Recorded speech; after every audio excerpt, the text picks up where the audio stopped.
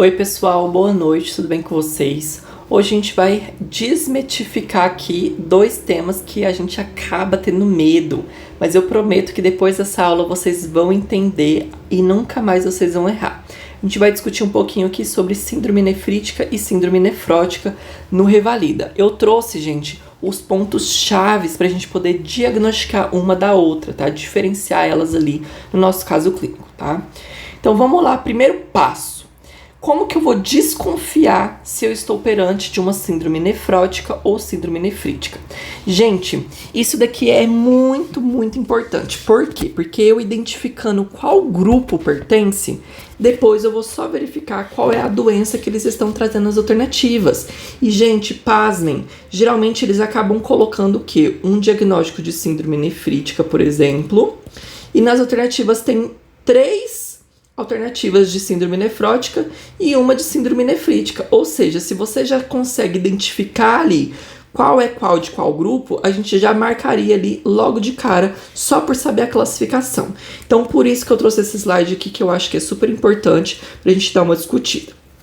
Então, quando que a gente vai desconfiar que o paciente, né, no caso clínico, vai estar com uma síndrome nefrótica? Nefrótica, eu gosto de lembrar de urina com O, né? Lá no espanhol, urina é O. Então, a gente vai ter o quê? Uma urina espumosa, tá? Onde a gente vai ter ali os sintomas mais urinários, mais pesados, vamos dizer assim. O O parece alguma coisa grande, pesado. Então, esse paciente ele vai estar extremamente pesado. Então, aqui a gente vai ter uma proteinúria, eu gosto de lembrar assim, proteinúria, maior do que 3,5 gramas em 24 horas, tá? Onde a gente vai ter sim ou sim uma proteinúria maciça, tá? A mesma coisa que te falar que tá maciça, porque na síndrome nefrítica é uma mais leve ali. O paciente ele vai ter hipoalbuminemia, tá? Isso também vai estar descrito no caso clínico. E, gente, o ponto-chave aqui, ó, são duas coisas. Primeiro, o edema marcado, tá? Justamente porque esse paciente ele tá pesado, foi por isso que eu falei pra vocês, tá edematizado, geralmente ele vai estar o quê? Anasarcado, tá? Ele vai estar com a nasarca aqui. E olha só outra coisa que eu trouxe pra vocês. A presença ali no EAS de cilindros lipídicos. Por quê? Porque a gente tá perdendo ali, né? Esse paciente ele tá perdendo lipídios na urina. E olha só, vocês vão lembrar desse potinho. Síndrome nefrótica, a gente vai ter uma urina o quê? Espumosa. Olha só esse potinho de urina. Ela tá a urina bem amarela porque tá cheio de lipídio e tem o quê? Espuma, tá? Isso vai facilitar na hora da gente diferenciar uma síndrome da outra. Esse paciente ele pode, né, ter uma infecção ali associada, sinais de infecção prévia ou ainda sinais de trombose. E ele pode apresentar uma hipercolesterolemia, tá? Ou seja, o colesterol dele vai estar lá no teto, vai estar gritando ali nesse paciente. Já na síndrome nefrítica, ela é ítica porque ela tá crítica. Crítica por quê? Porque esse paciente ele tem hematúria, ele tá o quê, ó? Perdendo hemácias lá na minha urina. Então, essa urina, diferente da outra, vai estar o quê? Vermelha, tá? Ela tá com bastante sangue ali. Por que que além da hematúria também esse paciente tá crítico? Porque ele tem hipertensão. Aqui na síndrome nefrótica não é comum ter hipertensão, tá? O comum da hipertensão é síndrome nefrítica. Gente, é isso aqui que vai me diferenciar, tá? Se tem hematúria ou tem hipertensão, é síndrome nefrítica. E, gente, sempre tem no enunciado essas duas informações. Então, não tem como você errar mais síndrome nefrítica e síndrome nefrótica. O paciente aqui, ó, ele vai estar oligúrico, tá? Ele tem presença de edema? Tem, mas aqui ele não é pesado, tá? O I aqui, ele é mais fininho, então ele tem um edema mais leve, mais discreto ali, tá? E aqui, gente, ó, a gente tem a presença de cilindros hemáticos. Por quê? Porque a gente tem perda de hemácia ali sanguínea na urina. A gente tem dismorfismo eritrocitário ali, tá? Então não pode deixar de confundir, porque não tem ali nenhuma característica que a gente vai recordar entre uma e outra. É sempre a clínica diferente, tá? É só lembrar dessas duas imagens aqui que eu trouxe pra vocês, que vocês nunca mais vão confundir síndrome nefrítica e nefrótica. Então, beleza, a gente leu o caso clínico e identificou ali que o paciente ele tem, né, uma síndrome nefrítica. Qual é a síndrome nefrítica que o Revalida mais gosta de cobrar? A primeira delas é a nefropatia por IgA, ou a nefropatia de Berger, ou ainda a GNPE, tá? Que é a glomerulonefrite pós-estreptocócica. Então, vamos começar falando aqui sobre a síndrome nefrítica por nefropatia por IgA. Basicamente aqui, ó, é a síndrome nefrítica mais comum do mundo, tá? E tem predomínio em sexo masculino, tá? E aqui, gente, ó, acomete adultos jovens, tá? Ou seja, no meu caso clínico, se eu ver um jovem ali, ó, de 10 a 40 anos ali, e tiver sinais, né, da síndrome nefrítica, sintomas da síndrome nefrítica, a gente vai relacionar ela com uma nefropatia por IgA, tá?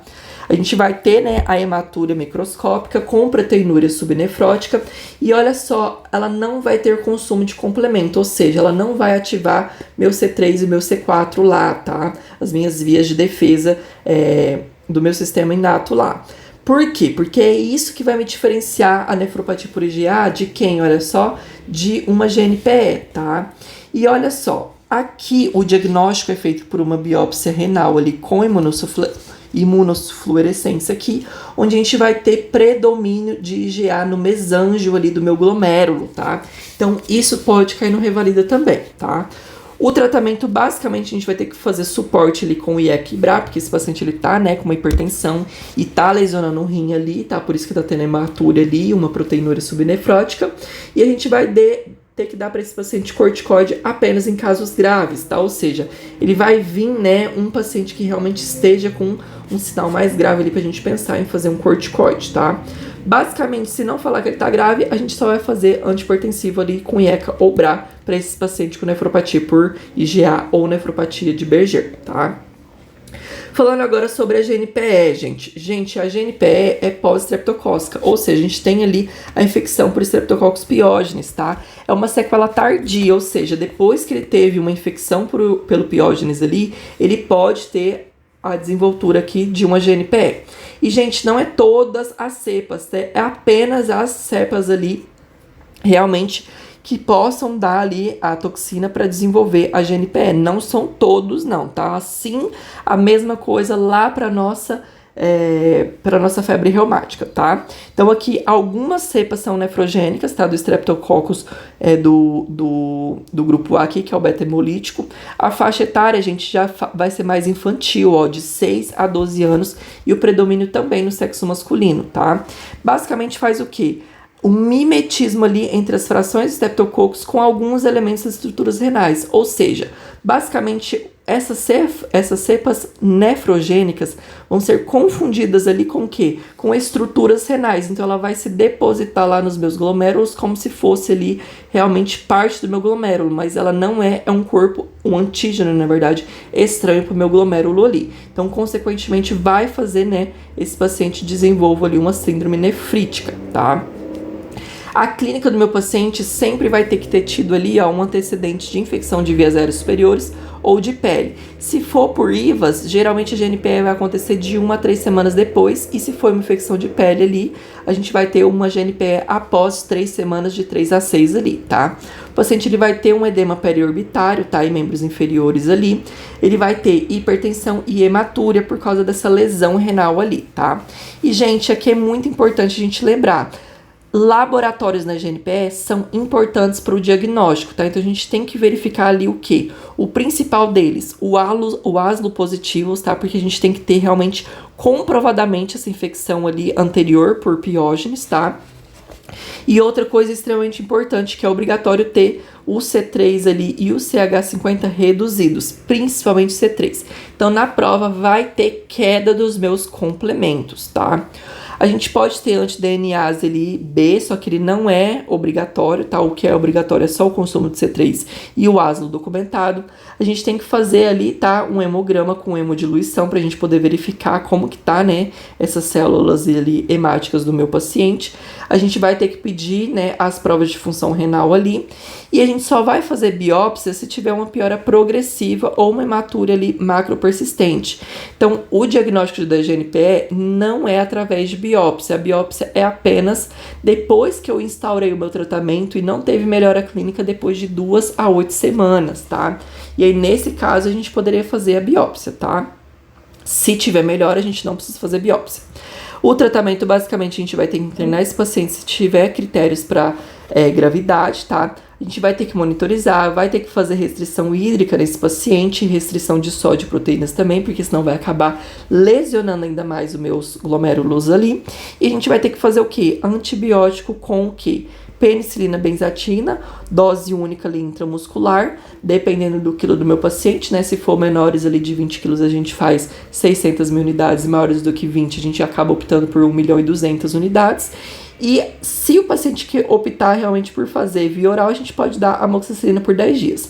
Mas pra gente erradicar realmente piógenes, gente, é obrigatório ali a gente pensar em primeira causa ali para poder fazer esse antibiótico, como a penicilina benzatina intramuscular. A gente vai fazer uso de diuréticos nesse paciente apenas se esse paciente realmente tiver anasarcado e com hipertensão. Então, pensamos em GNPE, a gente vai fazer diurético para ele, tá? Antihipertensivo, outro, né, porque o diurético ele já é um antihipertensivo, apenas se ele realmente tiver uma hipertensão ali mais moderada a grave. Mas isso daqui não se preocupe que o Revalida não gosta de cobrar. Geralmente quando é GNPE ele fala sobre o uso de diuréticos e sobre a penicilina benzatina para erradicar ali o meu piógenes, tá? Que é o que está causando o meu problema ali da síndrome nefrítica. Então eu quero que vocês coloquem no post-it de vocês aí, ó. Quando que eu vou pensar numa GNPE?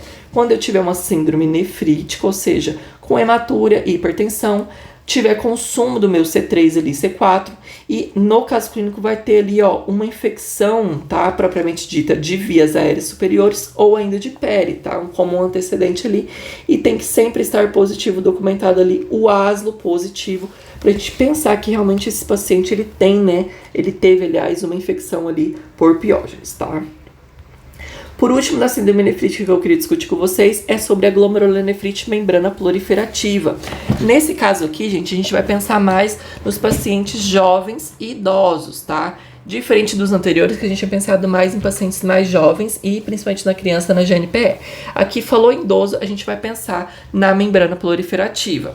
Ela é considerada uma síndrome mista, tá? E ela geralmente é associada a causas secundárias, ou seja, é algo que está causando essa síndrome nefrítica. Quais são as principais causas? Hepatite C, sífilis, tá? Um outro quadro infeccioso super importante. HIV. A gente pode ter crioglobulinemia, pacientes com lúpus eritematoso sistêmico, pacientes com artrite reumatoide, mieloma múltiplo ou síndrome de Sjögren. Só que, gente, o principal que eu quero que vocês lembrem de origem aqui dessa duplicação da membrana basal aqui vai ser o quê? As infecções, tá? Principalmente as infecções crônicas, onde o paciente ele não sabe que realmente está ali. Então, pensamos em uma membrana proliferativa, a gente tem que fazer testes rápidos para as infecções sexualmente transmissíveis, porque geralmente são elas que são as causas ali, tá? Não se preocupem porque o Revalida quase não cobra sobre a membrana proliferativa, tá? A não ser quando a gente tiver realmente associar uma síndrome nefrítica com um paciente mais idoso, jovem ali, tá? Falando agora sobre as síndromes nefróticas. Gente, síndrome nefrótica é a queridinha do INEP. Ele adora cobrar síndrome nefrótica. Por quê? Porque são mais complexas, vamos dizer assim, entre aspas. A gente vai ter, né, aquela clínica típica que a gente já tinha discutido. E aí a gente tem que dividir elas em grupos. A primeira delas que vem na nossa cabeça, no caso das crianças, são as síndromes nefróticas causadas por doenças de lesões mínimas. A gente vai ter uma criança geralmente ali de 1 a 10 anos, tá? Que ela é mais comum ali. E ela tem uma síndrome nefrótica pura, ou seja, ela vai estar realmente ali com bastante edema, bastante proteinúria ali na urina, tá? E ele está normotenso, isso a gente tem que levar em consideração, tá? O diagnóstico é clínico, tá? Ou seja, se tiver uma síndrome nefrótica em criança, a gente tem ali o diagnóstico já de doenças por lesões mínimas. E se for em casos de adultos, a gente tem que fazer a biópsia renal. Mas não se preocupem que o que o Revalida traz é realmente o clássico, que é na criança. O tratamento, gente, é basicamente dar corticoide para esse paciente ali, tá? De 4 a 6 semanas, reduzindo a dose gradualmente após ali o desmame, tá? E o corticoide de eleição aqui é prednisona, tá? Falando agora sobre a glomerulopatia membranosa, aqui, ó, gente, não é a pseudomembranosa, porque a pseudomembranosa é nefrítica. Então, a gente tá falando aqui da nefrótica, a nefrótica já é diretamente relacionada à membrana, já é membranosa. Por isso que eu falo pra vocês pra fazerem post-it pra não confundir mais. A membranosa é a mesma coisa da pseudomembranosa da nefrítica, também é comum aqui mais no idoso, tá? No adulto mais idoso. E a gente tem ali a presença do anticorpo antirreceptor fosfolipase A2, tá? As causas, gente, é a mesma coisa da anterior. Quem é o problema aqui, ó? Geralmente quadros infecciosos, tá? Hepatite B, hepatite C, sífilis, lúpus eritematoso sistêmico, apesar que o lúpus não é infeccioso, né? Mas enfim, pacientes que tenham tumores sólidos ali, tá? Ou seja, câncer de mama, próstata, tumores ali no pulmão, tá? O tratamento vai ser através de imunossupressão, tá? Por causa desses anticorpos que ocorrem lá nas membranas, tá? Que atacam as próprias membranas do glomérulo. E a gente vai ter que fazer biópsia para a gente poder verificar ali os depósitos subepiteliais ali e o espessamento da membrana, tá? Então o diagnóstico aqui a gente realmente tem que ofertar para esse paciente uma biópsia ali para a gente poder verificar esses anticorpos da membrana. Por último, a gente tem a GESF, tá? Que é a glomeruloneclerose aqui segmentar focal. Essa daqui quase não é cobrada no Revalida, tá? Mas a gente tem que levar em consideração aqui. Esse paciente ele já vai apresentar, tá? Um quadro de síndrome nefrítica ou nefrótica, só que ele vai ter a presença de um dos itens da nefrítica, que é o que? A hipertensão, tá? E aqui também é mais do jovem, tá? Do adulto jovem ali. O tratamento a gente vai ter que fazer aqui uma imunossupressão com corticoide também via oral, tá? E se for secundário, a gente tem que tratar a causa. A GESF, a mesma coisa, olha só, a gente tem ali o principal origem infecciosa por pacientes infectados por HIV, tá? Se for no idoso, a gente vai ter que sempre relacionar a quadros infecciosos também, tá?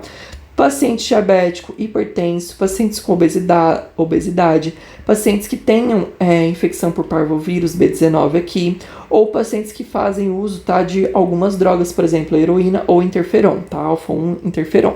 Então isso a gente pensaria, né, numa GESF ali. Não se preocupe que GESF quase não cai na prova, porque é muita chance deles anularem a questão, que acaba confundindo. Os favoritos da síndrome nefrítica é por lesões mínimas e a glomerulopatia membranosa, tá? Então isso aqui vocês têm que estar na ponta da língua. Gente, foi isso. Espero que vocês tenham gostado da aula de hoje. Depois dessa aula não dá para mais confundir. É só classificar qual grupo e saber qual, que nas alternativas a gente consegue ir também por eliminação, dependendo da faixa etária, tá?